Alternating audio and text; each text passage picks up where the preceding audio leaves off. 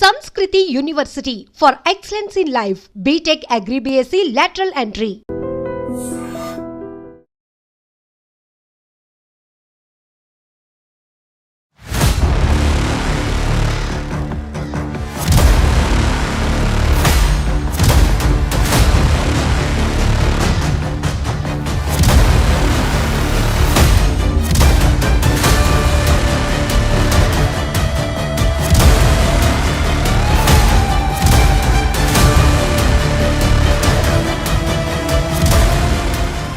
Welcome to I dream.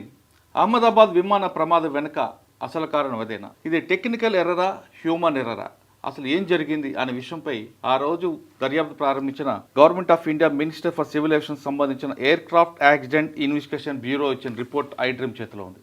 ఈ report ప్రకారం 2 స్విచ్లు కూడా ఒకేసారి ఆగిపోవడంతో పెట్రోల్ ఫ్యూల్ ఆగిపోయింది, దాంతో ప్రమాదం జరిగింది.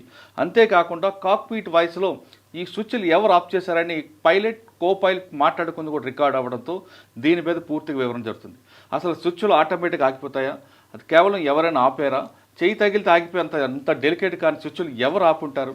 ఒక స్విచ్ ఆఫ్ చేసి 2 స్విచ్ ఆన్ చేసేలోగా ప్రమాదం జరిగిందనే విషయాన్ని ఈ రిపోర్ట్లో కనిపిస్తుంది. ఈ రిపోర్ట్లో ఏం జరిగింది, ప్రమాదానికి టెక్నికల్ ఎర్రరా, హ్యూమన్ ఎర్రరా అనే విషయం అంతా మాట్లాడడానికి చాలా క్లారిటీగా చెప్పడానికి senior pilot captain S N Reddy గారు ప్రస్తుతం అంత ఉన్నారు. ఆయన అడిగి అసలు పైలట్లో కాక్పిట్లో ఉన్నది ఏం జరుగుతుంటుంది, ఫ్యూయల్ ఎందుకు ఆగిపోయింది, ఆ 2 స్విచ్లు ఎంత డెలికేట్గా ఉంటాయా, లేదా ఎవరైనా చేస్తే వస్తుందా, లేదా టెక్నికల్గా ఆగిందా? వీటితో పాటు అదే విమానం అంతకుముందు ఒక సర్వీస్లోకి వచ్చినప్పుడు స్టెబిలైజర్లో ఒక ప్రాబ్లం ఉందనే విషయాన్ని ఐడెంటిఫై చేశారు. ఆ ప్రాబ్లం వల్ల ఆగిందా అనే విషయాన్ని సార్ని అడుగుతాం. సార్ నమస్తే అండి. నమస్తే అండి. సార్ ఒక్కొక్కటిగా రిపోర్ట్లు బయటకు వస్తున్నాయి. అంటే ఈ రిపోర్ట్ అనేది మనకు ఖచ్చితంగా చెప్పలేము, కానీ ఒక ప్రైమరీ రిపోర్ట్గా మనం భావించవచ్చు. ఇప్పుడు air craft accident investigation bureau వచ్చిన రిపోర్ట్ తీసుకుంటే ఇందులో దాదాపు 15 పేజీల రిపోర్ట్ ఉంది. ఇందులో ఆ రోజు ఎలా జరిగింది, తర్వాత ఏం జరిగి ఉండొచ్చు అనేది ఒక అంటే మనం ప్రైమరీ టెంపరీగా ఇస్తుంటాం. ఇందులో తీసుకుంటే సార్ ఇప్పుడు కట్ ఆఫ్ చూస్తున్నాం. ఇది 2 ఒకేసారి ఆఫ్ కట్ ఆఫ్ అయినట్లుగా ఫ్యూయల్ స్విచ్ అని వాళ్ళు రిపోర్ట్ ఇచ్చారు. అంటే 2 ఒకేసారి ఆఫ్ అవుతాయా, లేదు చేయి తగిలితే ఆగిపోయేంత ఈజీగా ఉంటాయా? అసలు మీకున్న ఎక్స్పీరియన్స్లో ఏం జరిగి ఉంటుందండి ఇక్కడ ఈ స్విచ్లు అవి చాలా వైటల్ అండ్ ఇంపార్టెంట్ స్విచెస్ కనుక వీటికి గార్డ్ సిస్టమ్ ఉంది, ప్రొటెక్షన్ సిస్టమ్ ఉంది. అదేంటంటే ఇది జస్ట్ ఇట్లా చేయి తగిలితే ఇన్సిడెంటల్ యాక్సిడెంటల్ తగిలితే అవి ఆఫ్ కావు ఆర్ ఆన్ కావు. దాన్ని లిఫ్ట్ చేయాలి, ఈ నాబ్ను బట్టి ఇట్లా లిఫ్ట్ చేసేయాలి. 2 ఒకసారి ఏంటంటే 2 హ్యాండ్స్ యూజ్ చేయవలసి వస్తుంది. సో 2 హ్యాండ్స్ యూజ్ చేస్తే ఎవరు చేస్తే అది ఇంటెన్షనల్గా చేయవలసి వస్తుంది. విన్నారా? అది ఎప్పుడు సాధారణ అవసరం ఉండదు, అట్లా చేయమన్నమాట. ఇక్కడ ఏం చేస్తా, ఈ స్విచెస్ పర్పస్ ఏంటంటే మనం ఇంజన్ స్టార్ట్ చేసినప్పుడే మనం వాడతాం. ఇంజన్ ఇప్పుడు రైట్ ఇంజన్ స్టార్ట్ చేసినప్పుడు రైట్ స్విచ్ దీన్ని పైకి లేపి పైకి జరుపుతాం అనమాట. ఆ పైకి లేపి జరిపే దగ్గర అక్కడ గార్డ్ ఉంటుంది. ఆ పైకి లేపితేనే అది పైకి మూవ్ అవుతుంది, లేకపోతే కాదనమాట. There is a guard there protecting that. So because it being a very vital and important switch, the manufacturer itself has taken precaution of safeguarding it by putting that guard system, that you have to lift it intentionally and then only you can move it. Accidental గా move కాదు. మీకున్న experience ప్రకారం technical error అంటారు అది? అదే అంటున్నాను. అది ఇప్పుడు ఫ్యూయల్ ఆఫ్ అయింది, ఫ్యూయల్ సప్లై ఆగిపోయిందంటే ఎందుకు ఆగిపోయింది అది వేరన్నమాట. ఇది ఆఫ్ చేస్తే ఆగిపోయింది అని ప్రిజంప్షన్, కానీ ఇది ఆఫ్ చేయకముందే అది ఆగిపోయింది. Pilot is asking the co pilot, నువ్వు స్విచ్ ఆఫ్ చేసావా అంటే ఆయన నేను చేయలేదు అన్నాడు. అనే వరకు pilot realise that the fuel flow has cut off by itself. Then he decided that he has to relight, he has to restart the engine. అప్పుడు probably he has put one after other 2. అందుకే 1 second తర్వాత అన్నాడు కదా, ఇది lift చేసి ఇది of చేసి ఇది ఆఫ్ చేసి హీ స్టార్టెడ్ రీలైట్ ప్రొసీజర్. రీలైట్ ప్రొసీజర్ కొరకు మనకు పవర్ కావాలి. దాని కొరకు 2 ఇంజన్స్ ఫెయిల్ అయినప్పుడే అది ర్యాట్ అని ఒకటి ఉంటుంది. That is known as ram air turbine. అది 2 ఇంజన్స్ కట్ అయితేనే ర్యామేర్ టర్బైన్ పడుతుంది అనమాట, బయటకు వస్తుంది. బయటకు వచ్చి it gives you the hydraulic and electrical and other systems it gives. And also it also makes the APU to start. APU అంటే auxiliary power unit. In this case rat పడ్డది, దాని తర్వాత మన అది కూడా స్టార్ట్ అయింది, APU కూడా start అయింది. ఇంతలో ది పైలట్ ఈ మాటలు మాట్లాడుకొని they realized that the fuel switches were not put off by them, but the fuel flow has stopped by itself. So the fuel flow stopped. The switches have stop lock అన్నారు కదా నేను చెప్పిన అదే ఆ protection అనమాట lock mechanism so must be lifted before turning unless you lift and move it forward it will not move at all. అంటే ఈజీగా ముందు పుష్ చేసి పైకి లేవాలి, మనం పైకి గుంజి పైకి చేయి తగిలితే నో అసలు కాదు. అందుకొరకే it being a very vital system they have given such protection for that. ఈ ఎయిర్క్రాఫ్ట్లో కానీ ప్రతి ఎయిర్క్రాఫ్ట్లో కూడా ఇటువంటి వైటల్ వాటికి some protection system is there. So ఈ ఎయిర్క్రాఫ్ట్ కొన్నిటికేమో మెటల్ గార్డ్ కూడా ఉంటుంది, దీంట్లో మెటల్ గార్డ్ లేదు. దీనికి ఆ ప్రొటెక్షన్ పెట్టిన పైకి లిఫ్ట్ చేసి మూవ్ చేయాలి. యాక్సిడెంటల్ మనం చేయి తలిగేది ఉంటే అది మూవ్ కాదు unless intentionally you pull it out and then move it forward. రెండు ఒకేసారి అలా ఆఫ్ అయి ఉంటాయండి. అదే రెండు ఒకేసారి అంటే రెండు చేతులు వాడవలసి వస్తుంది. So that is never happen. ఒకవేళ కో పైలట్ పని చేసిన పైలట్ చూస్తుంటాడు కదండి, ఇక్కడ చూస్తుంటాడు. Suppose pilot is seeing somewhere else also it can happen, but it did not happen because copilot he's confirm that I did not touch, I did not put off the switches. Then captain has realized the fuel flow is not coming on its own. Therefore, he attempted to relight the engine. And మన preliminary రిపోర్ట్లో కూడా వచ్చింది ఒక engine start అయింది, ఇంకొక engine was in the starting ప్రాసెస్లో then crashes happen. Okay, అదే cut off to run at about 8:52 UTC. అది కట్ ఆఫ్ అంటేనేమో ఇది కిందికి అంటే కట్ ఆఫ్, పైకి అది పుల్ చేసి పైకి అంటే రన్. అది sir the APU inlet door began opening about APU started ఎందుకంటే ఆ ర్యాట్ కింద పడ్డ తర్వాత ర్యాట్ యొక్క సప్లై తోటి అది APU కూడా ఆటోమేటిక్గా స్టార్ట్ అయింది అనమాట. It was in the starting process. ఓహో, thereafter at 8:56 UTC the engine two fuel cut off switch also transitions cut off to run. That means వెనక నుంచి మళ్ళీ పైకి మూవ్ చేసిండు అనమాట, పైకి గుంజి పైకి మూవ్ చేసిండు. That is to restart the engine. అచ్చా, when fuel control switches are moved from cut off to run while the aircraft is in flight. Correct. ఫ్లైట్లో ఇంకా క్రాష్ కాకముందే దిస్ ప్రాసెస్ హెస్ స్టార్టెడ్. ఒక ఇంజన్ స్టార్ట్ చేసిండ్రు, ఇంకో engine start చేసే వరకు crash అయింది ఆ building. Okay, each engine is full authority dual engine control automatic manages to relate the thrust recovery sequence to aviation fuel introduction. That's the FADEC అంటాం మేము. ఆ FADEC తోటి సార్ ఇందులో చాలా క్లియర్గా రిపోర్ట్ ఇస్తాను కదా. అంటే ఒక ఇంజిన్ మీరు చెప్తున్నట్లుగా రెండు ఆగిపోయి పైలట్ చూశారు, కో పైలట్ డిస్కస్, ఇదంతా కాక్పిట్ వాయిస్ రికార్డింగ్ వచ్చింది. ఓకే, వెంటనే వాళ్ళు ఒక్కొక్కటి మూవ్ చేశాడు, కానీ అప్పటికే జరగాల్సిన నష్టం అప్పటికే రైట్ ఇంజన్ స్టార్ట్ అయింది, లెఫ్ట్ ఇంజన్ స్టార్ట్ అయ్యే వరకు క్రాష్ అయింది. సార్ ఒకవేళ అక్కడ బిల్డింగ్స్ ఉన్నాయి కాబట్టి కొలాప్స్ అయింది, ఏం లేకుండా ఉందంటే ఒక ఇంజన్ మీద ఇంజన్ కూడా స్టార్ట్ అవుతుండే అప్పుడు ఈ ప్రమాదం జరగదు. అప్పుడు ప్రాబబ్లీ ది పవర్ ఓపెన్ చేస్తే పవర్ వచ్చేది ఉంటే అది దాదాపు కింది ల్యాండ్ వరకు పోయి మళ్ళీ probably it would pick down. Sir ఇప్పుడు మనం కాక్పిట్ చూస్తున్నాం సార్, ఇక్కడ స్విచ్ కనిపిస్తున్నాయి, అంటే మీరు చెప్తున్నట్లుగా చెయ్యి తాగి ఆగిపోయేంత యాక్సిడెంటల్గా ఇన్సిడెంటల్గా మూవ్ కాదు ఆ switch. Unless intentionally we lift it and move, it will not move. There is a protection system is there, there is a safeguard system is there.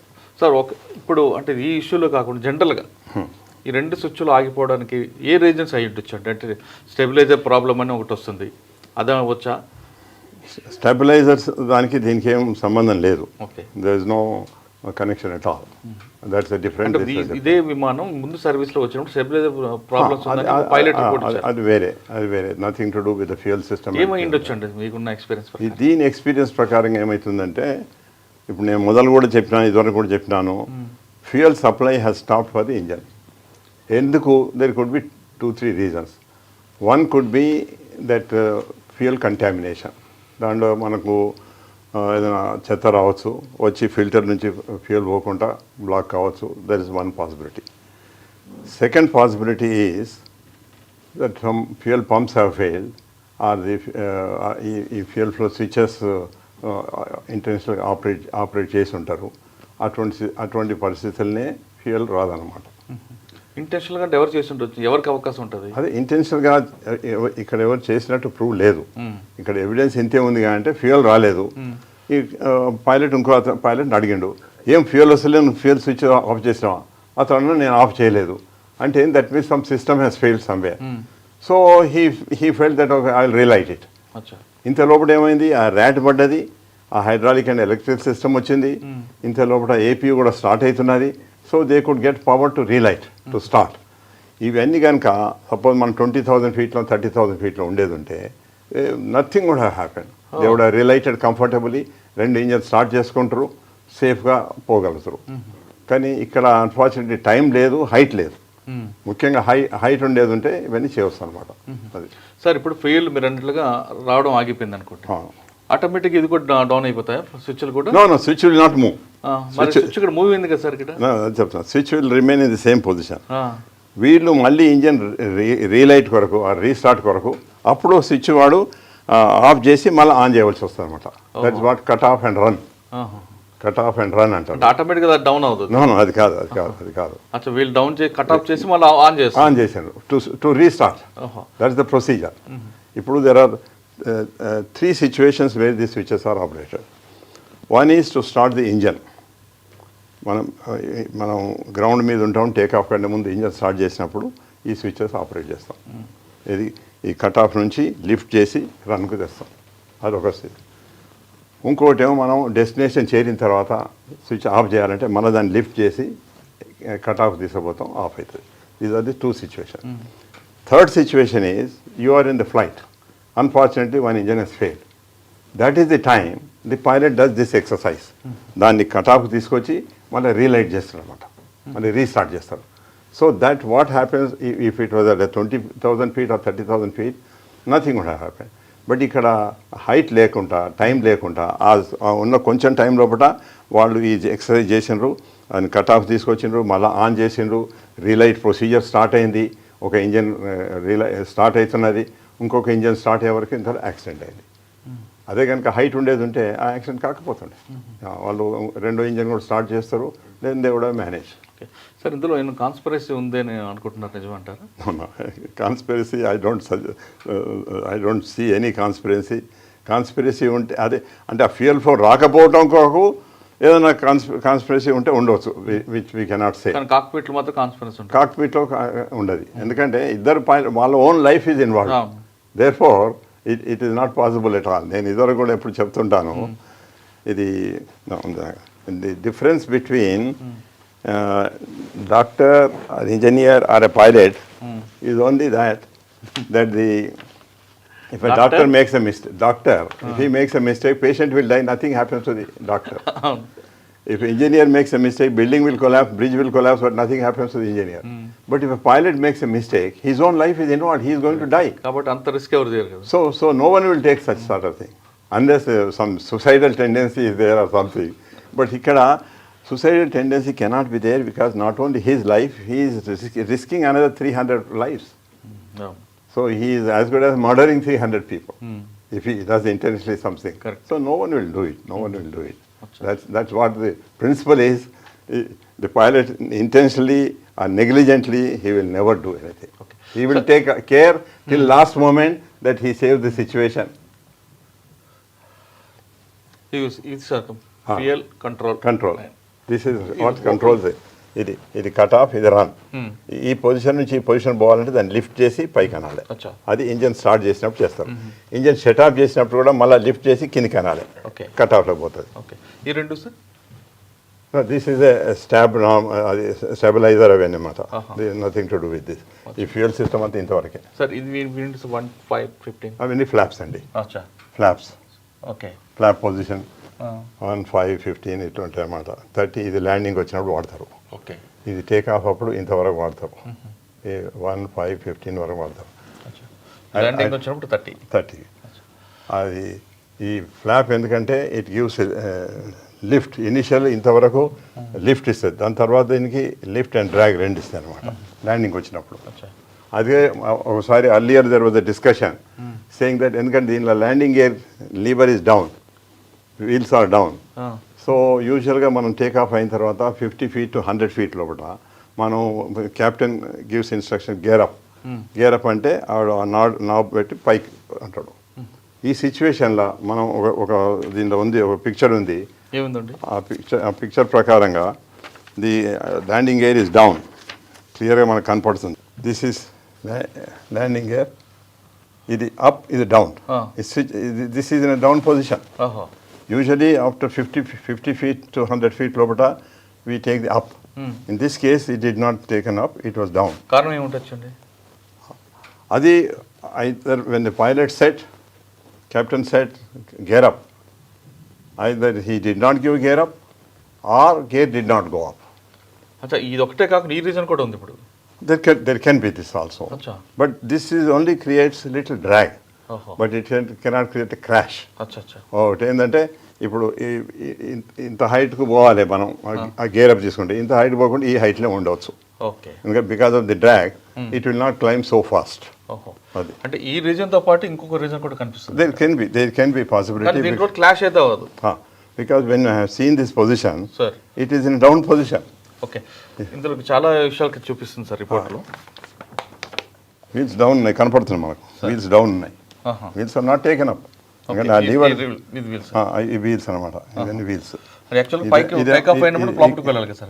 అదే పైకి టేక్ ఆఫ్ అయినప్పుడు అది పైకి తీసుకుంటే వీల్స్ పైకి పోవాలి.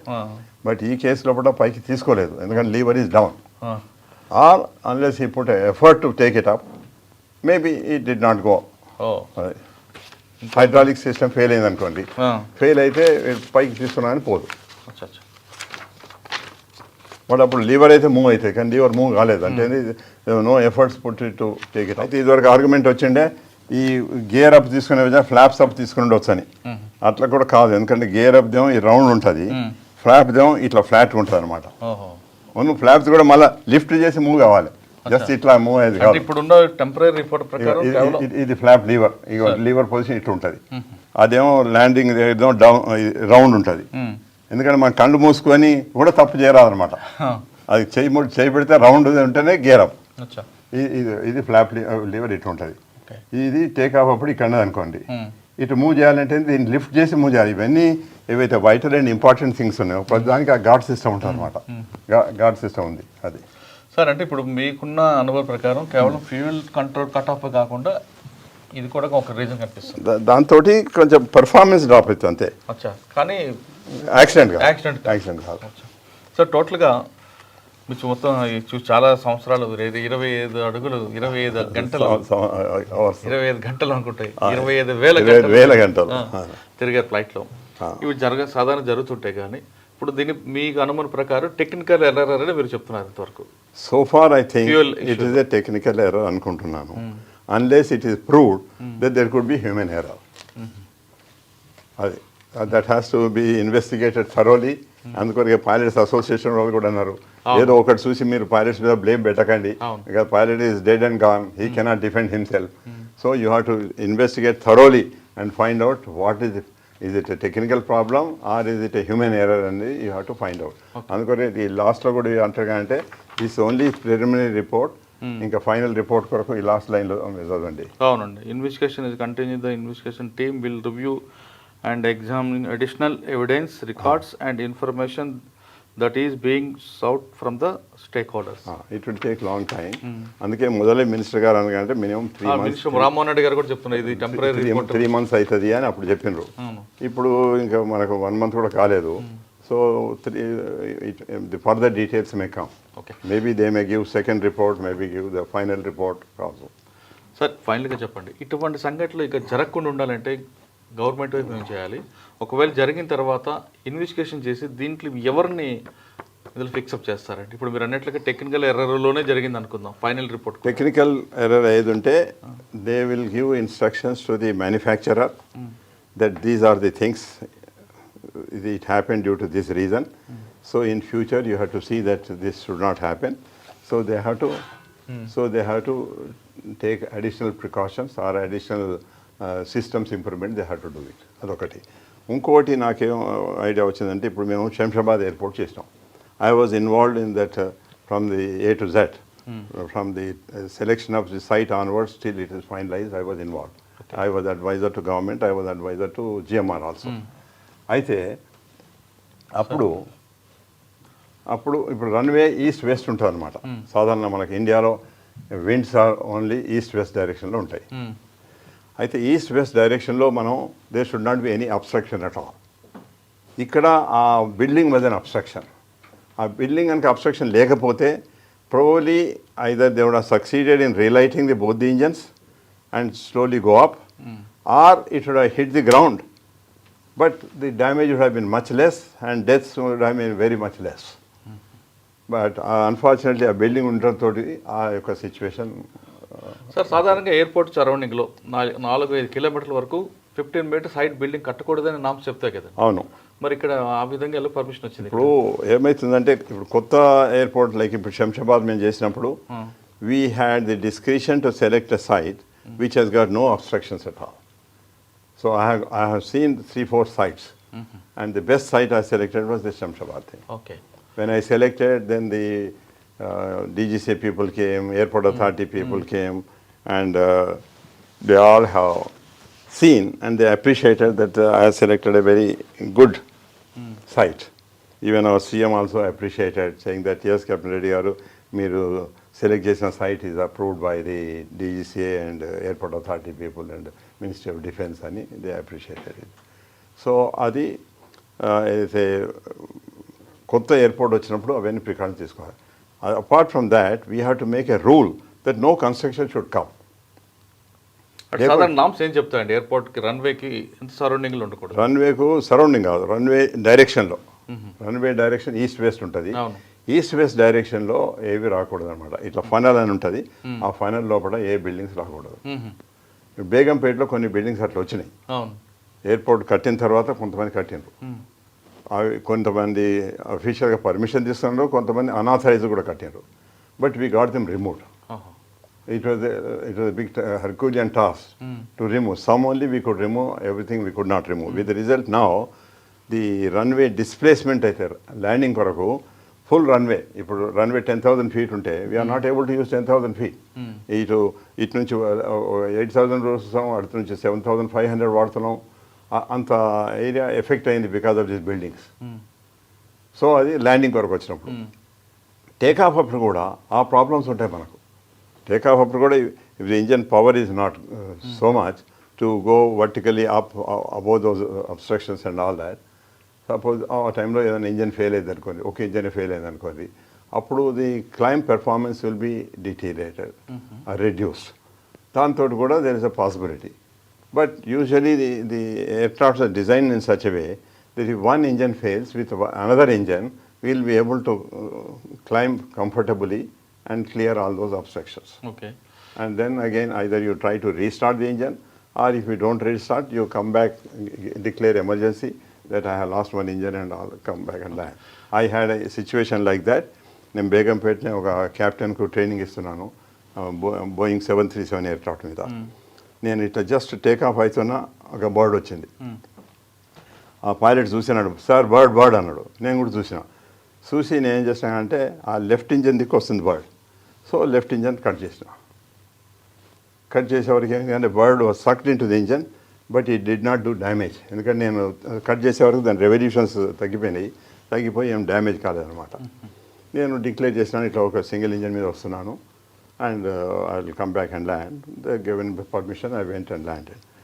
After we landed there, the engineering people were checking up. అయితే ఆ ఇంజిన్ కొంత హైట్ ఉంటుంది కదా, వాళ్ళు చిన్న ల్యాడర్ వేసుకొని దాని మీదకి పోయి చూస్తే ఇది ఇంకా ప్రాణంతో ఉన్నది ఆ బర్డ్. పెద్ద పంతలాగా అనమాట అది. దాని యొక్క వింగ్ టిప్ 9 feet ఉన్నది. అవి ఈ డెడ్ యానిమల్స్ మీద తింటాయి. అది రాబందులు అవి సాధారణంగా ఇట్లా టేకాఫ్ కావాలి అనమాట. ఇట్లా అని కొంత దూరం రన్ చేసి మెల్లగా టేకాఫ్ అవుతాయి. సో అంత పెద్ద బర్డ్ అది. దాని వెయిట్ చూస్తే ఆల్మోస్ట్ లైక్ ఎ డాగ్ అంత వెయిట్ ఉన్నది అది. సో అప్పుడు నేను వాళ్ళతోటి చెప్పినాను. అయితే ఇంజనీర్స్ అంతా చెక్ చేసి they were satisfied that it did not do the damage because of my prompt action of switching of the engine. అదే కనుక నేను ఇంజన్ స్విచ్ ఆఫ్ చేయకపోయేది ఉంటే ఇంజన్ కూడా డ్యామేజ్ అండ్ ఇంజన్ కూడా కాస్ట్ 10 to 12 crores. సార్ మీరు ఇందాక చెప్పారు ఎయిర్పోర్ట్కి రన్వేకి ఈస్ట్ వెస్ట్లో 15 meters దాటి బిల్డింగ్ ఉండకూడదు, ఉంటే ఈ 2 ప్రాబ్లమ్స్ వస్తాయి. డిస్టెన్స్ కూడా అంత దూరంలో ఉంటే పర్లేదు, కానీ దగ్గరలో ఇప్పుడు ఇక్కడ ఉన్నట్టు బిల్డింగ్ అంత దగ్గర ఉండేది ఉంటే ఈ ప్రాబ్లమ్స్. ఓకే, కానీ కొన్ని ఎయిర్పోర్ట్లో కొండల మధ్య ఎయిర్పోర్ట్ రన్వేలు ఉంటాయి, మరి అప్పుడు ఎలా చేస్తారు? అది దట్స్ ఏ సపరేట్ థింగ్. దాని కొరకు ఏం చేస్తారు అంటే మనం ఎయిర్ క్రాఫ్ట్ లోడ్ ఫుల్ చేయం, తక్కువ వెయిట్ తీసుకుంటాం, ఎందుకంటే పెర్ఫార్మెన్స్ మంచిగా ఉండాలి. దాంతో ఇప్పుడు మనం 120 ప్యాసింజర్ కెపాసిటీ ఉందనుకోండి, we take only 90 passengers. Sikkim, Meghalaya అటు వెళ్ళినప్పుడు మన కంప్లీట్ గా డెహ్రాడూన్ అట్లా నేపాల్ ఉన్నది. Nepal is the one. Hills మధ్యన ఉంటాయి కదా. నేపాల్ ఇస్ మాకు ఒకటి చెప్పగలుగుతాను ఎగ్జాంపుల్గా. నేపాల్లో మనం టేకాఫ్ కాగానే ఇట్లా పోరాదన్నమాట. అందుకొరకు దర్ ఇస్ అ ప్రొసీజర్. ఒకటేమో మనం టేకాఫ్ అయి కొంచెం దూరం 200-300 ఫీట్ అని మెల్లగా టర్న్ చేసుకుంటాం. టర్న్ చేసుకుంటా ఇట్లా తిరిగి క్లైమ్ చేస్తాం అనమాట. డైరెక్ట్ కాదాలి, ఎందుకంటే ఇంత క్లైమ్ రాదు. అందుకొరకు ది ప్రొసీజర్ అటువంటి ఎయిర్పోర్ట్లో there is a different procedure. వైజాగ్లో కూడా ఒక దగ్గర ఉంటే టేకాఫ్ కాగానే ఒక రన్వే ఉంటే టేకాఫ్ కాగానే మాకు 500 ఫీట్లో you should start turning and climbing. Landing అప్పుడు కూడా ఒకసారి కొన్ని క్రాఫ్ట్లో టర్నింగ్ అవుతాయి కదా. అవును, ల్యాండింగ్ అప్పుడు కూడా to avoid that sort of thing air craft ఇట్లా వచ్చి స్లోలీ డిసెండ్ అవ్వకుండా ఆ ఫైనల్ లోపలనే వచ్చి డిసెండ్ అయ్యి ల్యాండ్ అయ్యింది. శంషాబాద్లో అందుకే people call it is a very pilot friendly airport. In fact many pilots thank me, sir, since you are involved in selection of a site, you have selected such a good site. It is a very pilot friendly airport. ఫైనల్గా sir చెప్తున్నట్లుగా Ahmedabad ప్రమాదం వెనక fuel అనేది చాలా క్లారిటీగా తెలుసు. ఇది కూడా temporary report మాత్రమే. ఇందులో టెక్నికల్ ఎర్రర్గా కనిపిస్తుంది కానీ హ్యూమర్ ఎర్రర్ తక్కువగా కనిపిస్తుంది. ఎందుకంటే అక్కడ ఉన్న ఇద్దరు కో పైలట్ కూడా వాళ్ళ ప్రాణాలు కూడా అందులో కోల్పోయారు కాబట్టి ఎవరు అటువంటి పనులు చేయరు. ఫ్యూయల్ లోపల రావడం వల్ల జరిగే ప్రమాదం, దాంతోపాటు ఇంకొక ఇష్యూ కూడా సార్ గుర్తించారు. కానీ దానివల్ల ప్రమాదాలు జరగకపోవచ్చు, కానీ మెయిన్ అయితే ఫ్యూయల్ రాకపోవడం వల్లే ఈ ప్రమాదం జరిగింది అంటున్నారు. కానీ ఇంకొక ఇంపార్టెంట్ విషయం సార్ చెప్తున్నట్లుగా రన్వే నుంచి ఒకవేళ ఆ ఫ్యూయల్ ఒక ఇంజన్ టేకాఫ్ అవుతున్న సమయంలో ఆ బిల్డింగ్ లేకపోయి ఉంటే వాళ్ళ ఎయిర్లోనే వాళ్ళు హ్యాపీగా వెళ్ళిపోవచ్చు. కానీ ఆ బిల్డింగ్ రావడంతో కొలాప్స్ అయిపోయింది. కాబట్టి ఇకపైనా సార్ గవర్నమెంట్లు రన్వేకి ఈస్ట్ వెస్ట్లో 15 మీటర్స్ దాటి కానీ 15 మీటర్స్ బిలో కానీ దగ్గర ఎయిర్పోర్ట్ అంటే రన్వేకి దగ్గరలో బిల్డింగ్లు కట్టకుండా చూడాల్సిన బాధ్యత ప్రభుత్వం మీద ఉందని ఎస్ఎన్ రెడ్డి గారు చెప్తున్నారు. ఇది అహ్మదాబాద్ ప్రమాదంపై ఎస్ఎన్ రెడ్డి గారి విశ్లేషణ. మరో అంశాలు మళ్ళీ కలుద్దాం. అంతవరకు నమస్తే. Thank you sir. Thank you very much. నమస్తే. నిజంగా ప్రస్తుతం ఉన్నటువంటి సమాజం దేనికి ప్రయారిటీ ఇస్తుంది? ఆర్థిక సంబంధాల చుట్టూ మాత్రమే తిరుగుతుంది. మళ్ళీ ఎన్నికలంగానే చాలా విరక్తి కలుగుతాను. మంచి అనిపిస్తుంది కదా, లేడీస్ కూడా ఛాలెంజింగ్ జాబ్స్ చేసినప్పుడు చాలా బాగుంటది. ఫుడ్ డెలివరీ ఇవ్వటానికి వెళ్ళినటువంటి డెలివరీ బాయ్ అనిల్ పై కళ్ళ ముందు